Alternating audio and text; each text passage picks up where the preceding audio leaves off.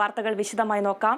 കണ്ണൂർ ചക്കരക്കൽ ഭാവോട് പരിവാരത്ത് റോഡരികിൽ സ്ഫോടനം. പോലീസ് പട്രോളിംഗിനിടെയാണ് സ്ഫോടനം. 2 ഐസ്ക്രീം ബോംബുകളാണ് പൊട്ടിയത്. പുലർച്ചെ 3 മണിയോടെയായിരുന്നു സംഭവം. City police commissioner Ajith Kumar സ്ഥലം സന്ദർശിച്ചു.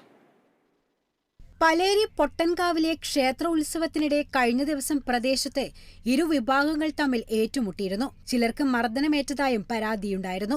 ഇതിനു പിന്നാലെ പ്രദേശത്ത് സംഘർഷാവസ്ഥ നിലനിൽക്കുന്നുണ്ട്. പ്രദേശത്ത് ഡിവൈഎസ്പിയുടെ നേതൃത്വത്തിൽ ശക്തമായ പട്രോളിംഗ് ഏർപ്പെടുത്തിയിരുന്നു. ഇതിന്റെ ഭാഗമായി പോലീസ് പട്രോളിംഗ് നടക്കുന്നതിനിടെയാണ് സ്ഫോടനം നടന്നത്. പോലീസ് വാഹനം കടന്നുപോകുമ്പോൾ ഏകദേശം 50 മീറ്റർ മുന്നിലേക്ക് 3 സ്റ്റീൽ ഐസ്ക്രീം ബോംബുകൾ എറിയുകയായിരുന്നു. ഇതിൽ 2 എണ്ണം പൊട്ടുകയും ചെയ്തു.